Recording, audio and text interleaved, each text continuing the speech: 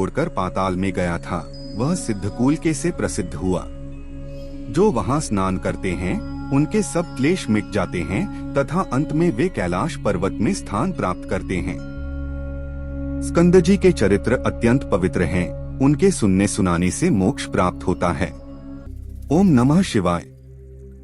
श्री शिव महापुराण की आज की कथा में हम जानेंगे कि कैसे शिवजी ने मां पार्वती को गणपति व्रत की और चंद्रमा को अर्घ्य देने की संपूर्ण विधि बताई, जिसे करने से तीनों लोकों में सब कार्य पूर्ण होते हैं।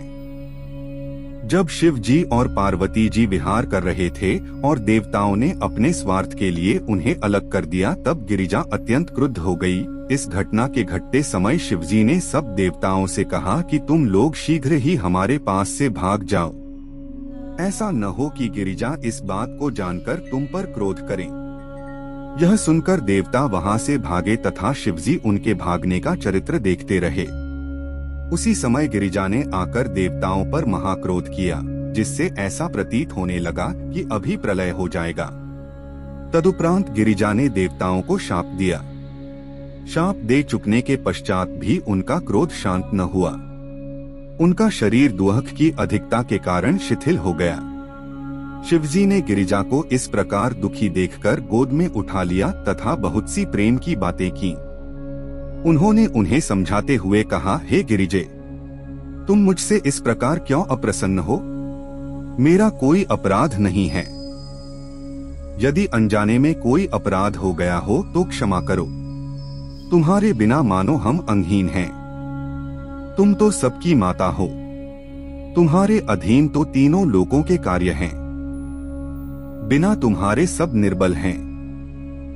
अस्तु, अब प्रसन्न होकर तुम हमारे तथा सबके दुहक को दूर करो। शिवजी के ऐसे वचन सुनकर गिरिजा बोली, हे नाथ, क्या आप मेरे दुहक को नहीं जानते? संसार में संतानहीन होने के बराबर कोई दुहक नहीं है।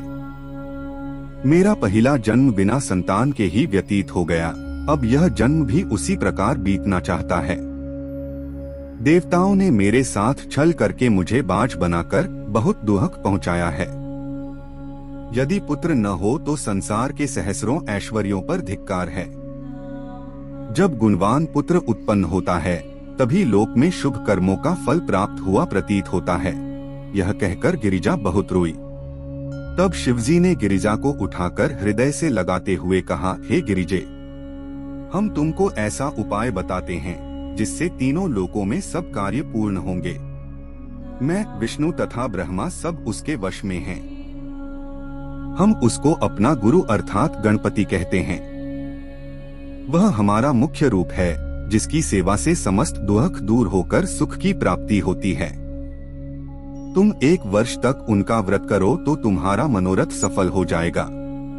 उनका नाम ही समस्त कष्टों को दूर करने वाला तथा आनंददायक है। वह व्रत कृष्ण पक्ष की चौथ को किया जाता है। वह व्रत गणेश चौथ का व्रत कहलाता है। उस व्रत को रखकर पवित्रता पूर्वक चंद्रमा के उदय होते ही पूजा करें। वह व्रत समस्त व्रतों का राजा तथा प्रत्येक इच्छा की पूर्ति करने वाला है। जिस प्रकार सब मंत्रों में प्रणव, हमारे भक्तों में विष्णु, नदियों में गंगा, इंद्रियों में मन, बड़ों में माता, पुरियों में काशी, सहायकों में भाई तथा पुत्र, नक्षत्रों में चंद्रमा, मंत्रज्ञों में पंचाक्षरी, बीज मंत्रों में प्राणद, पुराणों में भारत तथा आश्रमों में संन्यास उत्तम हैं, उसी प्रकार सब सेवाओं में शिव की भक्ति महान है। इसी प्रकार गणेश चौथ का व्रत भी सब व्रतों में बड़ा है। इस प्रकार शिवजी गिरिजा को गणेश चीत की महानता का वर्णन करते हुए बोले, हे गिरिजे, कलयुग में राजा शेषसेन ने इस व्रत को करके बड़ा आनंद प्राप्त किया। मनु की स्त्री शत्रुपा ने यही व्रत करके 2 पुत्र प्राप्त किए। कर्दम की पत्नी ने भी इसी व्रत द्वारा कपिल नामक विष्णु अवतार को प्राप्त किया। वशिष्ठ की स्त्री ने भी यह व्रत करके शक्ति नामक पुत्र को उत्पन्न किया। इसी प्रकार इसी व्रत के प्रभाव से अनेक मनुष्यों ने पुत्र प्राप्त किए हैं। गिरिजे, तुम भी इसी व्रत के प्रभाव से अवश्य पुत्र प्राप्त करोगी। गिरिजा ने शिवजी के मुख से गणेश चीत के व्रत की महिमा को सुन प्रसन्न होकर कहा, हे स्वामी, मैं अवश्य ही यह व्रत करूंगी, परंतु आप इस व्रत के सब नियम क्रिया आदि विस्तार पूर्वक कहें। शिवजी बोले, हे देवी, कृष्ण पक्ष की चतुर्थी को शुद्ध हृदय से प्रातःकाल उठकर स्नान करें तथा जो कुछ करना उचित है वह सब करें। इसके पश्चात व्रत की दृढ़ इच्छा कर यह संकल्प करें, हे गणेश, आज हम तुम्हारा व्रत करते हैं, हमारा मनोरथ पूर्ण करना। हे गणपति, हमारा व्रत भली प्रकार से पूर्ण हो जाए और हमारे सब दुख दूर हो जाएं। तुम सबको जानते हो, सब फलों के दाता हो तथा वेदों ने तुमको विघ्नहर्ता कहा है। इस प्रकार हृदय में संकल्प करके चतुर्थी के दिन गणपति की वार्ता में ही दिन व्यतीत करें। सूर्यास्त के समय स्नान कर अपने स्थान पर बैठें और कथा पूजा की सब सामग्री इकट्ठी करें। फिर गणेश जी की पूजा के लिए अच्छा स्थान तैयार करें, जिसके चारों ओर केले के खंभे लगाए गए हो। जब आकाश में चंद्रमा उदय हो तब तुरंत अर्घ्य और गणेश की मूर्ति सोने, चांदी, तांबे या गोबर की जैसी सामर्थ्य हो बनवाएं। उसको शुभ स्थान पर रखकर कलश स्थापित करें, जिसके ऊपर दीपक रखा हो। इसके पश्चात ध्यान लगाकर षोडशोपचार से तथा पुए उसका पूजन करें तथा लाल फूल, वस्त्र, चंदन, कुरा आदि आगे रखकर आचमन करा दें। अच्छी स्तुति करके प्रेम मग्न हो उनको प्रणाम करें। तदुपरांत वही पुआ पूजन कराने वाले ब्राह्मण को खिलाकर दक्षिणा स्वरूप कुछ चांदी दें, नहीं तो अपनी सामर्थ्य के अनुसार जो चाहे सो दक्षिणा दें। तदुपरांत स्वयं भी मीठा भोजन करें। इस प्रकार जो गणेश का व्रत करते हैं उनकी मनोकांक्षा पूर्ण होती है गिरिजे, इसलिए तुम भी इसी व्रत को करो। शिवजी से यह सुनकर गिरिजा ने पूछा, हे नाथ, आपने गणपति के इस व्रत में चंद्रमा को अर्घ्य देने का जो वर्णन किया है उसका मुख्य कारण मेरी समझ में नहीं आता, इसलिए आप इस कथा को कहिए। शिवजी बोले, हे गिरिजे, जब ब्रह्मा ने हमारी आज्ञा को मानकर स्वर्ग जाने की इच्छा की तथा गणपति का एकाग्र चित्त होकर पूजन किया, तब गणपति ने उनकी पूजा से प्रसन्न होकर उनसे वरदान मांगने को कहा। उस समय ब्रह्मा ने यह कहा कि हम सृष्टि उत्पन्न करना चाहते हैं तथा निर्विघ्न उसकी वृद्धि की इच्छा रखते हैं। ब्रह्मा के वचन सुनकर गणपति ने कहा, यही होगा। ऐसा कहकर गणपति धीरे धीरे आकाश की ओर चल दिए। जब गणपति चंद्रमा के मंदिर में पहुँचे तो वहाँ पाँव फिसल जाने के कारण गिर पड़े। उनका उदर बहुत बड़ा तथा शरीर स्थूल था। चंद्रमा यह देखकर हंस पड़े। चंद्रमा को हंसते हुए देख गणपति बहुत क्रोधित हुए और उनके नेत्र लाल हो गए। तब उन्होंने उसी समय चंद्रमा को यह शाप दिया कि है कलंकी चंद्रमा, तू अपनी सुंदरता पर गर्व करता है, अब तुझको इसका फल तुरंत प्राप्त होगा। जो कोई तुझको आज से देखेगा उसको अवश्य ही कुछ न कुछ कलंक लग जाएगा। हे गिरजे, इस प्रकार चंद्रमा को शाप देकर गणपति अंतर्धान हो गए तथा चंद्रमा क्षीणांग होकर तेजहीन हो गया। उस समय सब देवता एवं इंद्र दुखी होकर ब्रह्मा के पास गए तथा उन्हें सब वृत्तांत कह सुनाया। ब्रह्मा ने उनसे कहा, हे देवताओं, इसमें कोई बुरी बात नहीं है। चंद्रमा ने जो कुछ किया उसने उसी का फल प्राप्त किया है।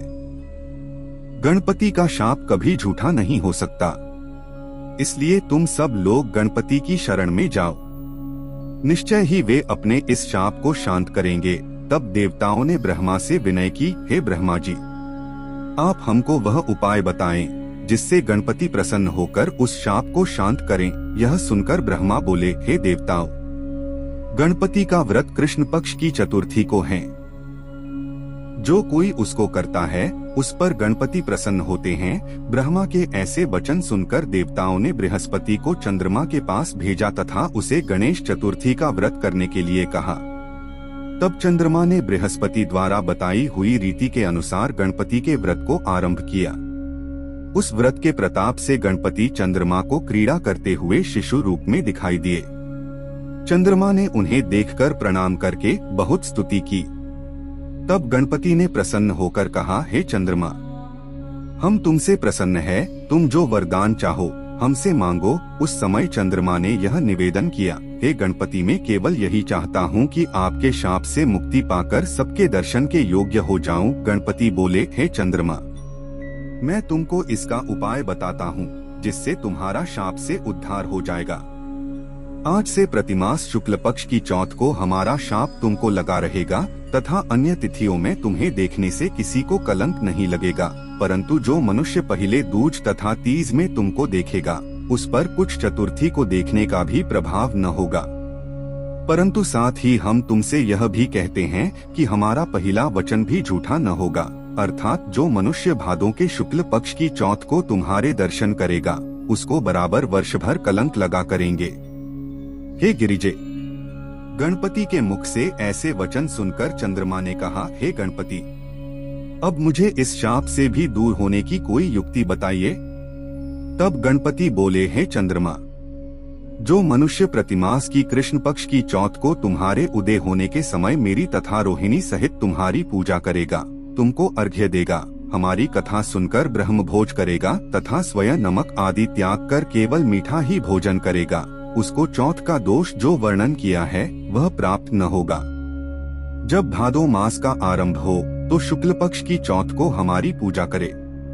उस व्रत से सब प्रकार के क्लेश दूर हो जाएंगे तथा उस मनुष्य को चौथ का कुछ कलंक नहीं लगेगा। चंद्रमा से इतना कहकर गणपति अंतर्धान हो गए और चंद्रमा फिर अपना तेज प्राप्त कर प्रसन्न हुआ। हे गिरिजे, इस कथा के सुनने से भी पाप समूल नष्ट हो जाते हैं। इसमें कोई संदेह नहीं है कि इस व्रत को करने से पुत्र के अतिरिक्त जो भी मनोरथ हों वे प्राप्त होते हैं। शिवजी के मुख से व्रत की महिमा सुन गिरिजा अत्यंत प्रसन्न हुई और व्रत करने मन में निश्चय किया।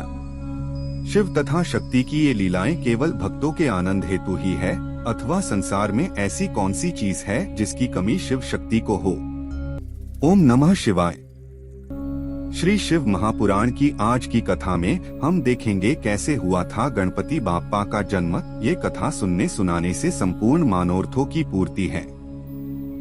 जब शिव ने गिरिजा के साथ विवाह किया तथा उनको घर आए और दैत्यों का वध करने के पश्चात विहार में संलग्न हुए, तब संयोग से एक दिन गिरिजा की सहेलियों ने उनसे यह कहा कि देखो, शिवजी के असंख्य गण हैं, परंतु तुम्हारे एक भी नहीं हैं। यद्यपि शिवजी के गण तुम्हारे अधीन हैं, परंतु तुम भी कोई गण उत्पन्न कर उसको अपने द्वार का द्वारपाल बनाओ, जिससे उस गण की रक्षा के द्वारा किसी अन्य गण का अंदर आने जाने का कोई भय न रहे। तब गिरिजा ने प्रसन्न होकर यह कहा, सखियों, समय आने पर ऐसा ही होगा। एक बार गिरिजा नंदी को द्वार पर रक्षा के निमित्त बैठा आप स्नान करने गयीं। उस समय शिवजी लीला करके द्वार पर आए तथा इच्छा की कि हम अंदर जाएं, परंतु नंदी ने उन्हें अंदर जाने से रोक दिया। तब शिवजी नंदी को धमकाकर अंदर चले गए। गिरिजा शिवजी की ऐसी दशा देख अन्य स्त्रियों की भांति अत्यंत लज्जित हुई तथा लज्जावश अपने शरीर को छिपाती हुई भाग गईं। उस समय उन्होंने अपनी सहेलियों के वचन का स्मरण किया। फिर कई दिनों के पश्चात गिरिजा ने इच्छा की कि एक ऐसा गण उत्पन्न होना चाहिए जो मेरे अधीन हो तथा अत्यंत बलवान, पराक्रमी और शिव के गणों से भी अधिक तेजस्वी हो। यह विचार कर गिरिजा ने अपने शरीर से मैल निकाल एक मूर्ति स्थापित की तथा उसे गणपति नाम देकर जीवन दान दिया। वह बालक अत्यंत सुंदर, रूप के सागर के समान उत्पन्न हुआ। उस समय गिरिजा अत्यंत प्रसन्न होते हुए बोली कि तुम हमारे पुत्र तथा श्रेष्ठ गुण हो। फिर उसके साथ लाड़ प्यार किया तथा अत्यंत प्रसन्न होकर भूषण एवं वस्त्र दिए। तब गणपति ने गिरिजा को प्रणाम करते हुए कहा, हे माता,